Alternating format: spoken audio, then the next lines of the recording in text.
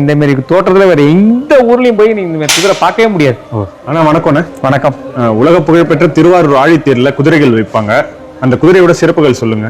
அதாவது எல்லா ஊர்லயும் 2 குதிரை தான் வைப்பாங்க. இந்த ஊர்ல ஆழித்தேருங்கிறது வந்து மிகப்பெரிய தேர், உலகத்தின் பழமையான தேர். இந்த தேர்ல பாத்தீங்கன்னா 4 குதிரைகள் இடம்பெறும். இந்த 4 குதிரையை இயக்குறது யாருன்னு பாத்தீங்கன்னா பிரம்மா உட்காந்து 4 கடவுள் தான் இந்த குதிரைகளை இயக்குவாரு.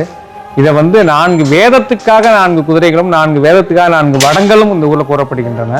இது பழமையான வார்த்தை. இது இந்த குதிரையோட நீட்டம் பார்த்தீங்கன்னா கிட்டத்தட்ட 26 அடி நீளம் கொண்ட அந்த குதிரை மிக கம்பீரமான குதிரையா இருக்கு. நீங்க இந்த மாதிரி தோற்றத்துல வேற எந்த ஊர்லயும் போய் நீங்க இந்த குதிரை பார்க்கவே முடியாது. அருமையா பாத்தீங்கன்னாக்கா வில்லு, அம்பு, கேடயம், கத்தி, அந்த போருக்கு என்னென்ன தேவையோ அவ்வளவு பொருட்களோட அந்த குதிரை போறதா ஒரு ஐதீகம். அவ்வளவு அம்சமா இந்த நம்ம திருவாரூரை சேர்ந்த நெட்டிவேலகளத்தர் கண்டியர் குடும்பத்தினர் வந்து கிட்டத்தட்ட 3வது தலைமுறையா அந்த குதிரையை எடுத்து சிறப்புற செஞ்சுக்கிட்டு இருக்கிறாங்க.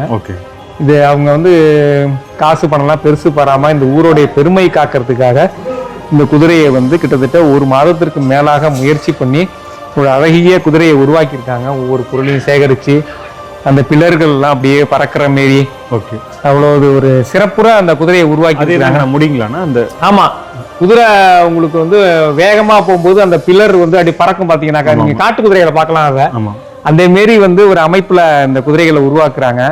மிக பிரம்மாண்டமான குதிரை, 7 அடி உயரம் கொண்டது. இது 26 அடி நீளம் கொண்டது.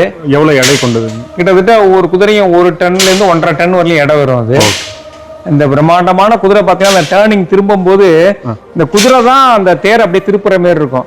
அதே மாரி இந்த தேர் அசைஞ்சாடி வரும்போது பாத்தீங்கன்னா அந்த குதிரை அவ்வளவு அழகா அசையும். அப்படி இங்க இருந்து அங்க போவோம், அங்க இருந்து இங்க வரும். தியாகேச பெருமான் நடனமே அஜபா நடனம், அசைந்தாடி வர கடவுள். இவருடைய தேரும் பாத்தீங்கன்னா மற்ற ஊர் மேல தடன்னு ஓடாது, அப்படியே இருந்து அசைஞ்சாடி இந்த தேர் வரும். ஒரு அழகிய தேரை வந்து ஒரு 29/3/2026 ஞாயிற்றுக்கிழமை காலை 9:05 மணிக்கு வடம் பிரிக்கிறாங்க.